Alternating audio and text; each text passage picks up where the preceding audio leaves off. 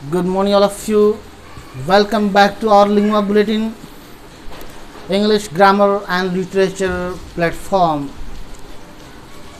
में आपका फिर से स्वागत है।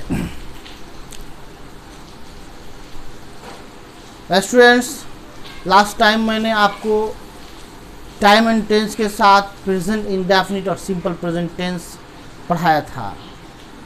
अब आगे चलते हैं और आपको टेंस का दूसरा काइंड, टाइम एंड टेंस का दूसरा काइंड प्रेजेंट कंटिन्यूअस टेंस और प्रेजेंट इम्परफेक्ट टेंस पढ़ाने जा रहा हूँ। आप देखें प्रेजेंट कंटिन्यूअस टेंस और present imperfect tense. Structure subject plus is, am, are plus verb 4 plus object, यानी सब्जेक्ट के बाद इज, एम, आर, इन तीनों हेल्पिंग वर्ब में से किसी एक का प्रयोग करेंगे और उसके बाद वर्ब का, मेन वर्ब का चौथा फॉर्म, कंटिन्यूअस फॉर्म हम प्रयोग में लाएंगे। एग्जाम्पल देखें, we are learning English. We are learning English, हम लोग अंग्रेजी सीख रहे हैं ना भाई? हाँ, हम सीख रहे हैं। तो we are learning English, learn सीखना, verb for learning. Second example, she is going to Delhi tomorrow, वो कल दिल्ली जा रही है, कल दिल्ली जा रही है। ये फ्यूचर प्लान है जो बाद में बताने वाला हूँ। कल दिल्ली जा रही है। नेक्स्ट देखिए, आई एम टीचिंग इंग्लिश, मैं अंग्रेजी पढ़ा रहा हूँ, मैं अंग्रेजी पढ़ा रहा हूँ और स्पष्ट भी है कि I am teaching English, you see on the board. तो आपने देखा कैसे तीन अलग अलग सब्जेक्ट के साथ तीन अलग अलग वर्ब, हेल्पिंग वर्ब, ये इज, आर, एम का प्रयोग हो रहा है।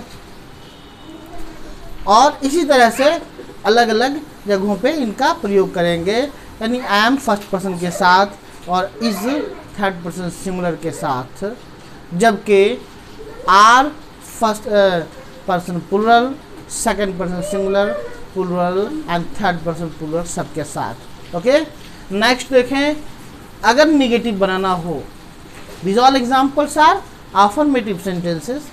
So if you want to make negative, you see the examples. Negative, I am not teaching dash dash.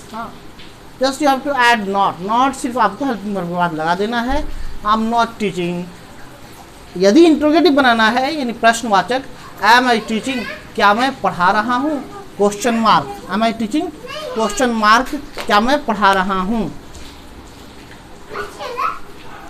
क्या मैं पढ़ा रहा हूँ, am I teaching, question mark. Next, WH question, why am I teaching, मैं क्यों पढ़ा रहा हूँ, ये WH क्वेश्चन देखिए। इसका pattern WH word first, then is, am, are में से कोई एक, और फिर subject and then after verb 4 and then after extra object, if there is object. अगर ऑब्जेक्ट है तो लगाएंगे और नहीं तो समझ लीजिए कि उसके बाद छोड़ देंगे, है कि नहीं। तो आपने affirmative, negative, interrogative and WH question, ये चारों पैटर्न पर बने हुए सेंटेंस एग्जांपल्स देखा। किस टेंस में? प्रेजेंट कंटिन्यूअस टेंस या प्रेजेंट इम्परफेक्ट टेंस में। अब हमें देखना है कि इस टेंस का प्रयोग कहाँ होगा, इस टेंस का यूज कहाँ होगा, है ना। और बगैर इसके हम आगे की तरफ नहीं बढ़ सकते। तो आगे देखें, this tense is used to describe an action going on at the time of speaking और at these days. It also shows a pre plan future work, it also shows a pre plan future work. इस tense का प्रयोग एक ऐसे काम को बयान करने के लिए होता है जो बोलने के वक्त जारी हो, चल रहा हो। जैसे कि मैंने लिखा है, इट इज़ रेनिंग नाउ, अभी वर्षा हो रही है, अभी खिड़की से बाहर वर्षा हो भी रही है, जो मैं इंग्लिश में उसको प्रेजेंट कंटिन्यूअस में ऐसे कहूँगा, it is raining, it's raining short, it's raining outside, बाहर वर्षा हो रही है। One more example, this days, ऐसा काम भी कभी दिखाता है ये जो अभी तो नहीं हो रही है लेकिन आजकल हो रही है, आजकल हो रही है, वो उसे भी हम प्रेजेंट कंटिन्यूअस टेंस में प्रयोग कर सकते हैं। आप देखें जैसे she is reading Hamlet nowadays these days. Hamlet is a drama, tragical drama written by William Shakespeare, the father of English literature. तो वह आजकल हैमलेट पढ़ रही है, इन दिनों हैमलेट पढ़ रही है थोड़ा थोड़ा करके, क्योंकि ये मोटी किताब है और अभी नहीं बल्कि आजकल पढ़ रही है। ऐसे डिस्क्रिप्शन के लिए भी हम प्रेजेंट कंटिन्यूअस टेंस का प्रयोग करेंगे। तो मैं समझ गए होंगे। नेक्स्ट देखिए, they are going to appear at the examination next month, यानी ये pre plan future work, present continuous present indefinite की तरह वहाँ भी प्री प्लान फ्यूचर वर्क चल रहा था और यहाँ भी प्री प्लान फ्यूचर वर्क को हम इस टेंस के थ्रू लिख सकते हैं। जैसे देखिए, हाँ, वे अगले महीने परीक्षा देने जा रहे हैं, अभी तो नहीं, अगले महीने, बात फ्यूचर है लेकिन लिखा जा रहा किसमें, प्रेजेंट कंटिन्यूअस टेंस में। तो प्रेजेंट कंटिन्यूअस का स्ट्रक्चर और डिफरेंट सेंटेंस पर बेस्ड एग्जाम्पल्स के साथ उनके यूज सहित मैंने आप तक परोस दिया। आपको ज़रूरत है पढ़ें और इसको अमल में लाएं, रिटन में भी और स्पोकन में भी।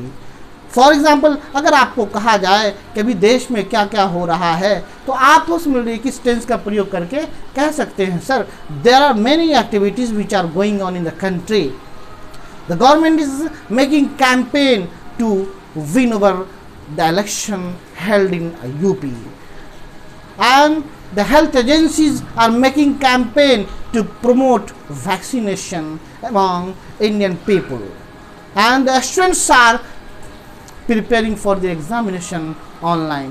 These all sentences are in present continuous tense, so you can easily describe them in this tense which are going on, जो अभी चल रहे हैं या आजकल चल रहे हैं।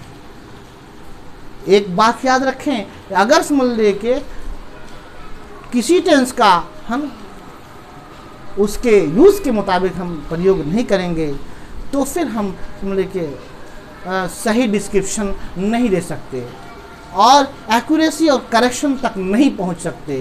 तो मैं समझता हूं कि मेरी सारी बातें आपके दिमाग तक पहुंच गई होंगी और आप समझ गए होंगे, है ना। आप अगर चाहें तो पॉज करके मेरे इस वीडियो को लिख सकते हैं, लिखें, पढ़ें, याद करें और प्रैक्टिस में लाएं और साथ ही साथ इसे ज़्यादा से ज़्यादा लाइक करें और शेयर करें और मेरे व्यूअर्स की संख्या को बढ़ाएं। Okay, that's all, thanks, all the best.